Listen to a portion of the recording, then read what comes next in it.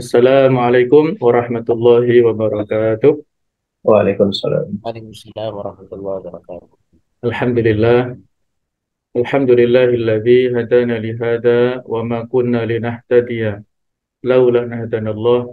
Asyhadu an la ilaha illallah wahdahu la syarika lah wa asyhadu anna Muhammadan abduhu wa rasuluh la nabiyya ba'dah. Allahumma salli wa sallim ala sayyidina wa habibina wa maulana Muhammad wa ala alihi wa sahbihi ajma'in. Allahumma aftah lana qulubana وألهمنا رشدنا واهدنا إلى صراطك المستقيم اللهم آت نفوسنا تقواها وزكها أنت خير من زكاها أنت وليها ومولاها يا رب العالمين رب اشرح لي صدري ويسر لي أمري واحلل عقدة من لساني يفقه قولي أما بعد. Bapak Ibu para asatidzah wal ustadzah sekalian rahimakumullah. Pada malam hari ini, mari kita sejenak untuk mengkaji ayat-ayat Al-Quran yang ada di awal-awal surat Al-Hasyr. Yang diberi judul di sini adalah karakter para perintis dakwah, di mana indikator capaian di dalam ayat-ayat ini adalah menunjukkan sifat itsar kepada saudaranya serta menghindari ciri-ciri penentang dakwah. A'udzu billahi minasyaitonir rajim. Lil fuqara'il muhajirin alladziina ukhriju min diyarihim wa amwalihim yabtaghuna fadlan minallahi wa ridwana wa yansurunallaha rasulahu ulaika humus shadiqun. Juga faid tersebut adalah bagi orang fakir yang berhijrah yang diusir dari kampung halaman, dari harta benda mereka karena mencari karunia dari Allah dan keridhaannya, dan mereka menolong Allah dan Rasul-Nya. Mereka itulah orang-orang yang benar. Jadi yang disebutkan al-fuqara, orang-orang yang fakir, di sini adalah merupakan al-muhajirin, yaitu ada penjelasan siapakah orang-orang fakir yang disebutkan di sini adalah yang dimaksud adalah al-muhajirin, orang-orang kaum muslimin yang berasal dari Makkah. Mereka ini terusir dari kampung halamannya sehingga mereka tidak mendapatkan atau tidak membawa harta yang telah mereka miliki di Mekah pada saat itu.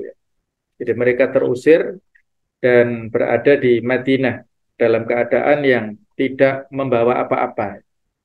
Berikutnya adalah walladzina tabawwa'u ad-dara wal imana min qablihim yuhibbuna man hajaru ilaihim wala yajiduna fi sudurihim hajatan mimma utu wa yu'thiruna ala anfusihim walau kana bihim khasasah wa may yuqa syuhha nafsihi fa ulaika humul muflihun. Dan orang-orang yang telah menempati kota Madinah dan telah beriman, yaitu yang dimaksud adalah orang-orang Ansor, yaitu para penolong sebelum kedatangan mereka para muhajirin. Ya, mereka orang Ansor ini mencintai orang-orang yang berhijrah kepada mereka, itu para muhajirin. Dan mereka, orang Ansar itu tiada menaruh keinginan dalam hati mereka terhadap apa-apa yang diberikan kepada mereka, yaitu orang muhajirin. Berupa harta faid, mereka nggak ada hasad, nggak ada iri sama sekali. Dan mereka mengutamakan orang-orang muhajirin, ya, mereka itsar. Mengutamakan orang muhajirin atas diri mereka sendiri. Sekalipun mereka berada dalam kesusahan. Dan barang siapa yang dipelihara dari kekikiran dirinya, mereka itulah orang-orang yang beruntung. Walladzina ja'u min ba'dihim yaquluna rabbana ighfir lana wal ikhwanina alladzina sabaquna bil iman wa la taj'al fi qulubina ghillan lil ladzina amanu rabbana innaka ra'ufur rahim. Dan orang-orang yang datang sesudah mereka itu para muhajirin dan ansor, mereka berdoa, ya Rabb kami, beri ampunlah kepada kami dan saudara-saudara kami yang telah beriman lebih dulu dari kami. Dan janganlah engkau membiarkan kedengkian dalam hati kami terhadap orang-orang yang beriman. Ya Rabb kami, sesungguhnya engkau adalah maha penyantun lagi maha penyayang. Para Bapak Ibu, asatidzah dan ustadz sekalian, ada pokok bahasan yang menjadi stressing pada ayat-ayat ini. Yang pertama adalah menyebutkan tentang sifat-sifat muhajirin. Di surat Al-Hasyr ayat 8 menerangkan bahwa orang yang juga berhak memperoleh pembagian harta fai dalam ayat ke-7 adalah orang-orang muhajirin karena dianggap kerabat Nabi SAW.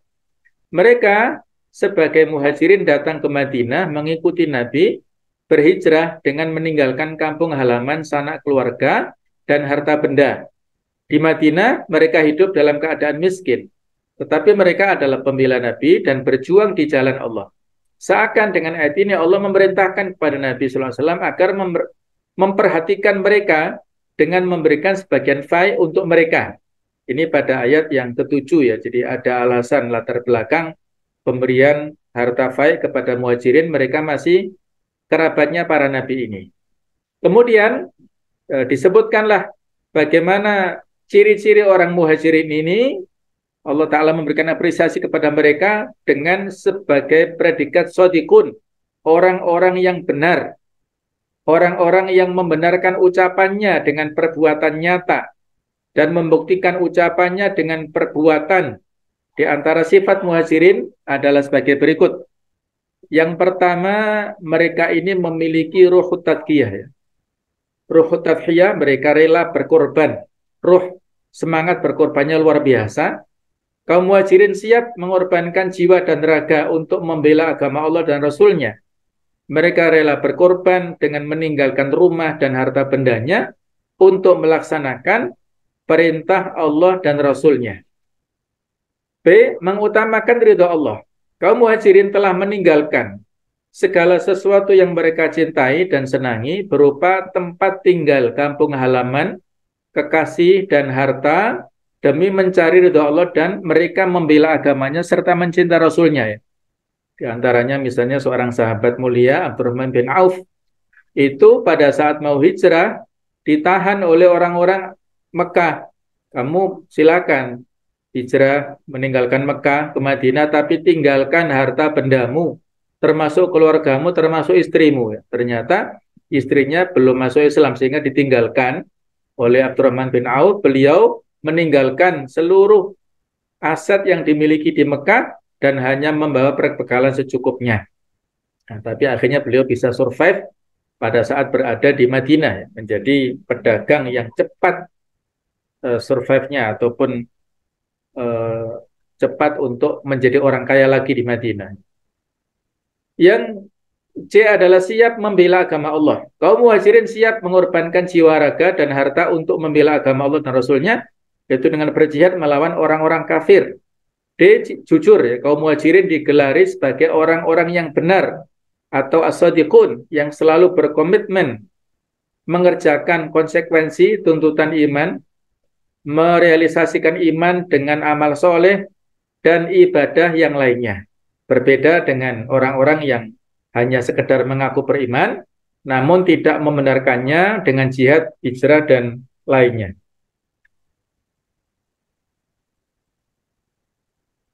Berikutnya, orang-orang muhajirin juga memiliki sifat iffah, yaitu sifat gengsi yang positif. Ya.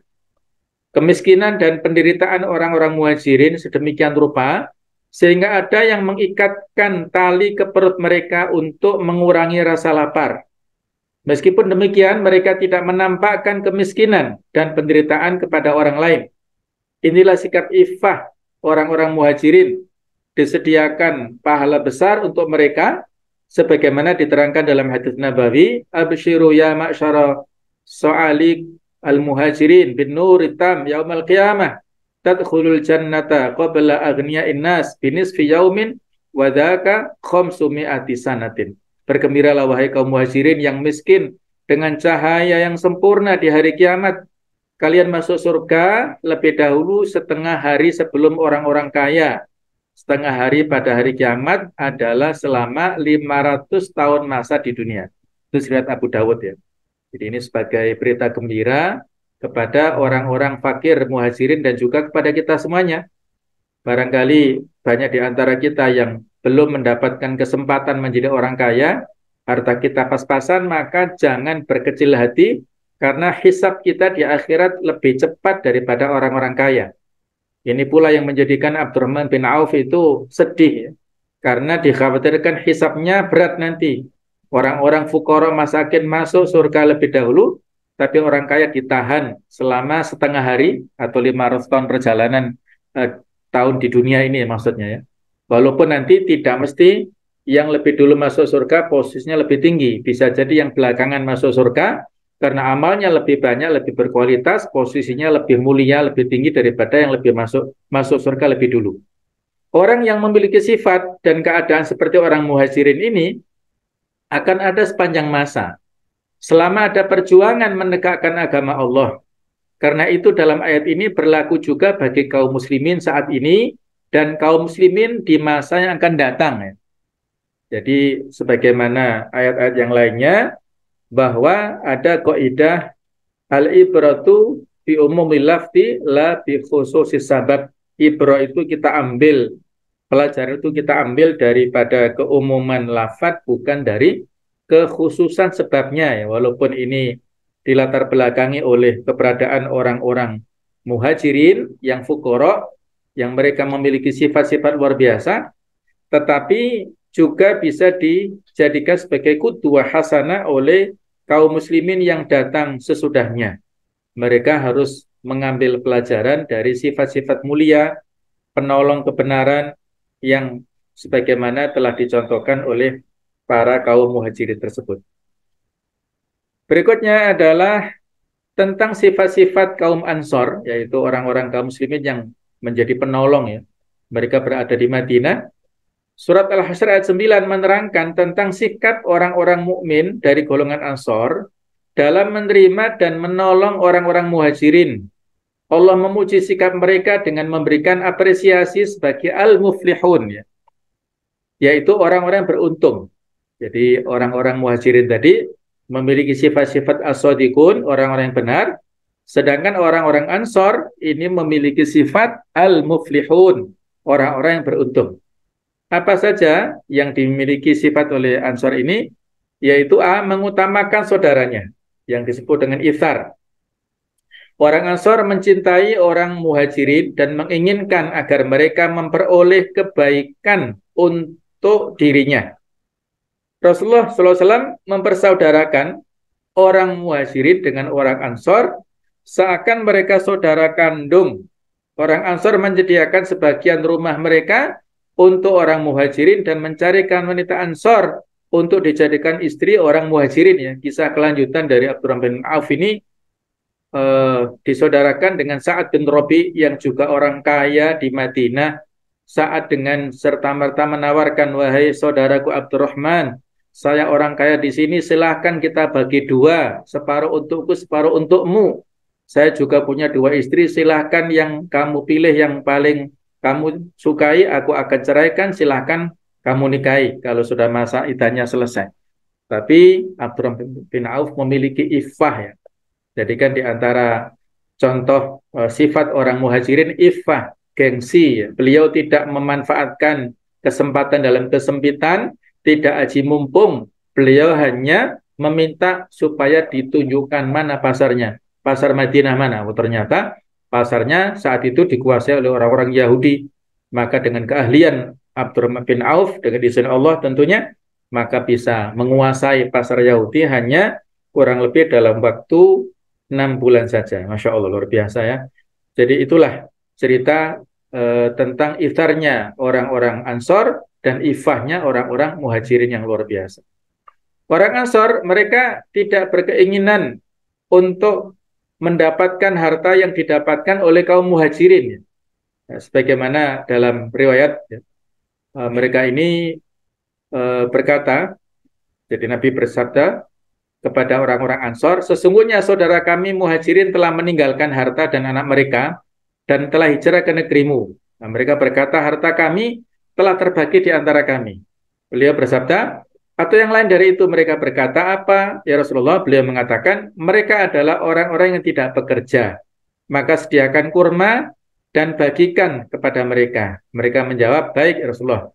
Orang Ansor mengutamakan orang muhajirin atas diri mereka, meski mereka sendiri dalam kekurangan. Sehingga ada seorang Ansor yang mempunyai 2 orang istri, kemudian seorang diceraikan agar dapat dinikahi temannya Muhajirin. Ya. Ada riwayat lain menyebutkan orang-orang Ansor menawari untuk membagi kebun kurmanya langsung. Ya.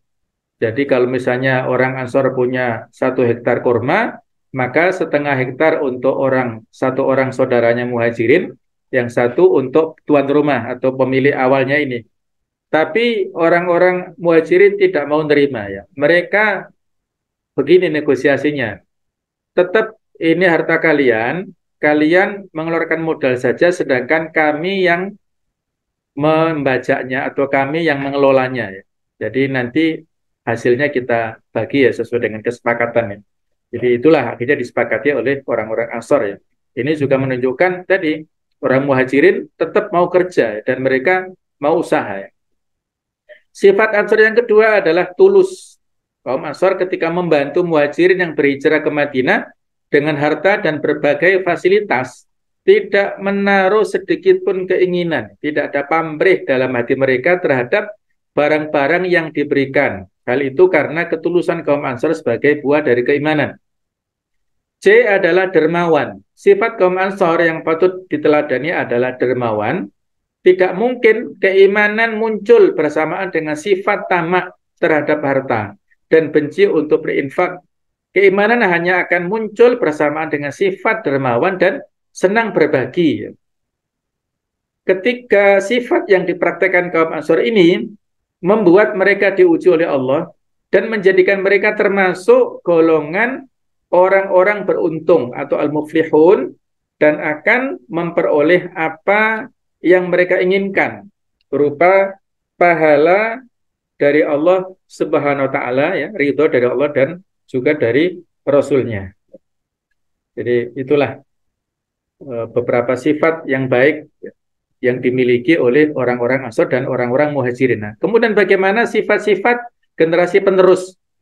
Surat Al-Hasyr ayat 10 ini menjelaskan ya, sifat-sifat mulia yang dimiliki oleh para generasi penerus, yaitu setelah kaum Muhajirin dan Ansor. Sifat mulia generasi penerus tersebut adalah selalu mendoakan generasi sebelumnya dan berlapang dada atau tidak ghil, yaitu selalu mendoakan generasi sebelumnya. Dalam Jami'ul Bayan atau Bari menyampaikan bahwa generasi umat Islam yang datang sesudah kaum Muhajirin dan Ansor, mereka berdoa memohon ampun kepada generasi terdahulunya dan berdoa agar mereka dilepaskan dari dendam dan iri hati. Al-Qurtubi menyitir perkataan dari Imam Malik, barang siapa yang membenci salah satu dari sahabat Nabi SAW di dalam hatinya, terdapat rasa dendam, dengki, dan benci, maka ia tidak termasuk dalam golongan muslimin, sebagaimana difirmankan Allah Ta'ala di atas ya. Jadi seperti kaum Syiah Rafidhah ya, yang sangat benci kepada para sahabat, maka kalau di fatwanya Imam Malik, berarti di sini tidak termasuk di antara kaum muslimin ya. Pernyataan ini menunjukkan bahwa mencintai para sahabat Nabi SAW dan memaklumi atas kekhilafan dan mau memohonkan ampunan atasnya, maka ia termasuk salah satu sifat yang disebutkan dalam ayat di atas, yakni termasuk generasi sesudahnya kaum Muhajirin dan Ansor, generasi penerus panji Islam ya.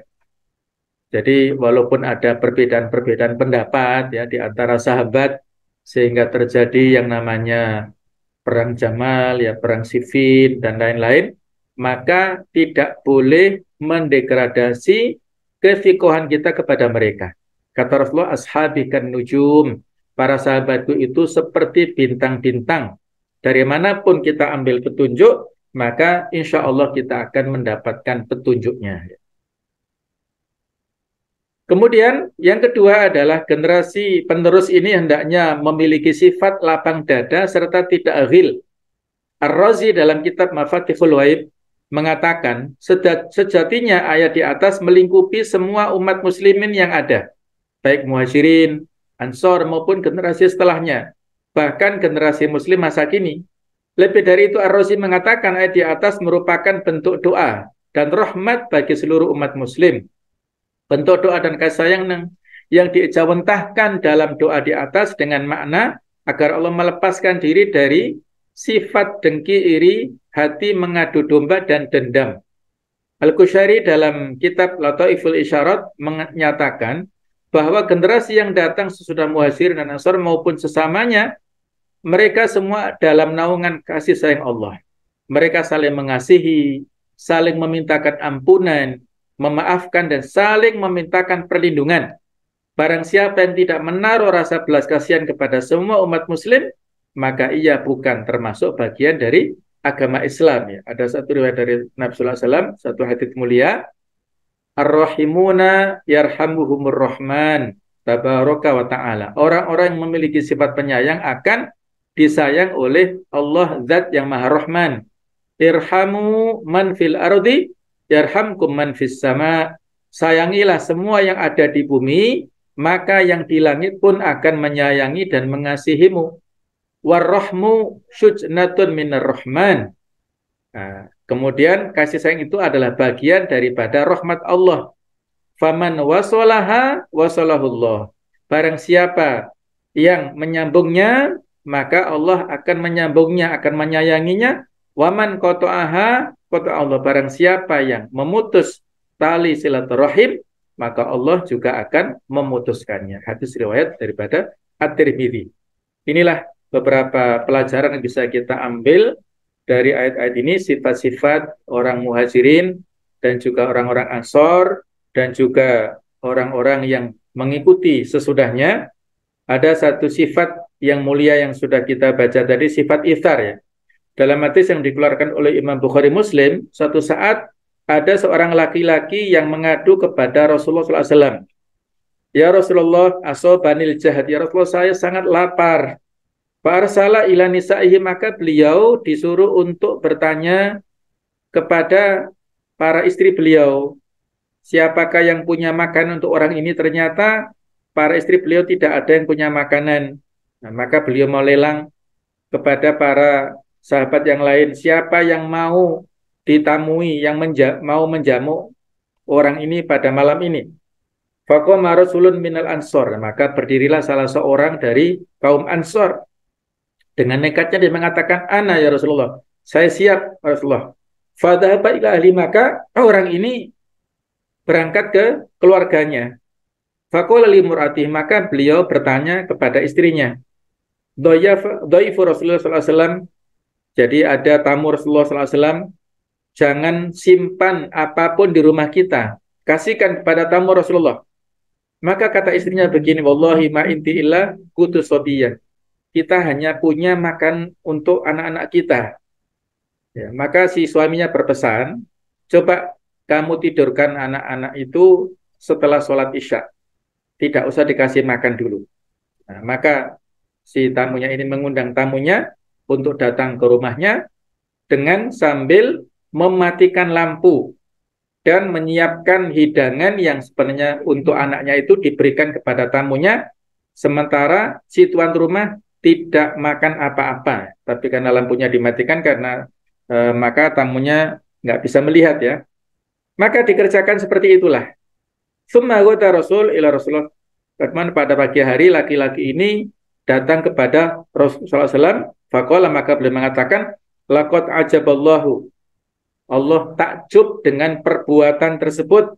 Audhika min fulan wa fulana, atau dalam riwayat disebutkan Allah tertawa, senang dengan perbuatan fulan dan fulana tuan rumah yang iftar tersebut. Maka Allah menurunkan ayat yang sudah kita baca tadi, wa yu'thiruna ala anfusihim walau kana bihim khasasah. Mereka mendahulukan orang lain iftar atas diri mereka walaupun sebenarnya mereka ini dalam keadaan butuh. Siapakah nama laki-laki tersebut yang telah menjamu tamu dengan baik? Namanya adalah Thabit bin Qais bin Syamas. Nah, jadi beliaulah yang menjadi latar belakang turunnya ayat tersebut. Allah a'lam bishawab, ini yang bisa kita bahas pada kesempatan ini. Mudah-mudahan ada manfaatnya. Kurang lebihnya mohon maaf seikhlas-ikhlasnya. Silakan apabila ada yang ingin menambahkan. Wassalamualaikum warahmatullahi wabarakatuh. Waalaikumsalam warahmatullahi wabarakatuh. Baik, jazakallah Ustaz Imam Syafi'i untuk materi yang disampaikan. Oke, saat ini untuk ada kurang lebih 7 sampai 10 menit untuk tanya jawab. Monggo Ustaz Zada untuk bisa menyampaikan secara langsung atau lewat chat untuk materi tadi yang disampaikan dari Ustadz Imam Syafi'i. Bisa raise hand mungkin.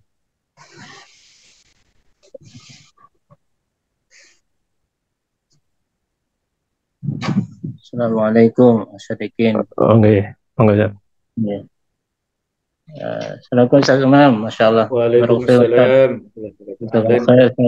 Lama nggak ketemu Ustaz. Ya, Oke, mau tanya Ustaz, perbedaan fa'i sama ghanimah itu apa ya gitu ya? Anak sedang belum begitu jelas itu. Terus yang kedua tentang keutamaan beberapa surat dalam hadis itu ternyata cukup banyak, termasuk Al-Hasyr, Al-Kahfi gitu ya. Tapi yang umum dan sangat populer di Indonesia itu kan surat Yasin itu. Mungkin ada yang lain lah, surat apa nama, yang lain-lain yang dibaca malam Jumat gitu. Kira-kira apa penyebabnya? Padahal kalau nggak salah itu surat Yasin itu dasarnya nggak kurang kuat gitu dibandingkan dengan surat Kahfi dan yang lainnya. Itu aja Bang Ustaz. Terima kasih. Oke, syukran Ustaz Suli. Tadi sudah sekilas saya sampaikan ya tentang hukum fa'i ataupun ghanimah, perbedaan masing-masing ya. Jadi kalau fa'i itu prosesnya tanpa ada peperangan, ya kita mendapatkan harta, ghanimah, mendapatkan rampasan tapi tanpa ada proses pertumpahan darah. Nah, sedangkan ghanimah itu dengan pertumpahan darah. Ada yang mengatakan bahwasanya fa'i ini adalah properti ataupun harta yang tidak bergerak. Sementara ghanimah itu adalah harta yang bergerak. Itu dari sisi perbedaan yang kedua. Perbedaan ketiga adalah alokasinya, objek pembagiannya itu berbeda. Kalau yang kita sebutkan fa'i, tadi ada 5 alokasinya ya. Untuk Allah, Rasulnya ini 1, kemudian untuk kerabat beliau dari Bani Hashim atau Bani Muthalib. Yang kedua adalah untuk anak yatim. Kemudian yang keempat adalah untuk fakir miskin. Dan yang kelima adalah ibnu sabil.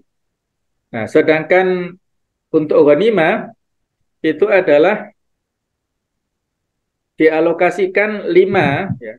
Yusrafu khamsuha, yang seperlimanya adalah untuk 5 yang telah disebutkan dalam ayat ini, serta ayat ghanimah yang kita sebutkan tadi di awal surat Al-Anfal, yaitu untuk Allah dan Rasulnya, kemudian juga sebagian atau sisanya adalah untuk orang-orang yang ikut berperang. Nah, jadi untuk orang-orang yang terlibat dalam peperangan itu mendapatkan harta daripada ghanimah ini. Nah, itulah kurang lebih perbedaan antara fa'i dan ghanimah, yang masing-masing itu sama harta rampasan, tapi berbeda prosesnya. Dan ghanimah ini merupakan kelebihan yang diberikan Allah Ta'ala kepada umat Islam ya. Kalau dulu pada zamannya Nabi Musa, itu harta rampasan perang tidak boleh dinikmati, tapi dikumpulkan terus dibakar ya. Tidak boleh dinikmati oleh orang-orang pengikut Nabi Musa, itu Bani Israel. Nah, sementara untuk kita umat Islam, ini kita mendapatkan fadilah, kelebihan, bisa menikmati harta rampasan kita tersebut. Allahu a'lam. Adapun fadilah-fadilah surah-surah tertentu ya, kalau kaitannya ini sebagai motivasi ya, tentang targhib ya, memberikan motivasi kepada kita membaca surah-surah tersebut yang masing-masing itu berbeda-beda dari sisi derajat periwayatannya ataupun kualitasnya. Kalau yang tadi disampaikan tentang surat Yasin, surat Yasin ini secara khusus yang menyebutkan keutamaannya dibaca pada malam Jumat itu setahu saya tidak ada yang sahih, tetapi ada suatu riwayat yang bisa disebut sahih hanya secara umum. Bunyinya begini ya. Man qara'a Yasin lailan asbaha maghfuran lahu. Barang siapa yang membaca surat Yasin pada malam hari, maka pada pagi harinya dia diampuni dosa-dosa kecilnya. Nah, termasuk malam hari kan bisa malam Jumat, bisa malam Senin, bisa malam Rabu, ya terserah. Nah, sehingga di antara dulu risalah maksurat kita itu kan pada saat malam juga kita dianjurkan supaya membaca surat Yasin supaya pagi harinya kita mendapatkan ampunan dari Allah Subhanahu wa taala. Allah alam suwab. Oh ya, jazakallah khair Ustaz. Nggih, Pak Yakub. Baik, itu mungkin di akhir mungkin ada closing statement dari Ustadz sama Ya, jazakumullah khairan katsiran ala husni ihtimamikum wa istimaikum ya. Terima kasih atas partisipasi antum semuanya di sini. Insyaallah sebagian sudah tersampaikan ya. Barangkali di upahnya masing-masing ini adalah sekedar untuk pengayaan. Mudah-mudahan bisa menambah wawasan dan semangat kita, terutama pada ayat-ayat yang kita baca pada sesi kedua tadi. Kita berqudwah hasanah kepada orang-orang muhajirin, orang-orang ansor ya.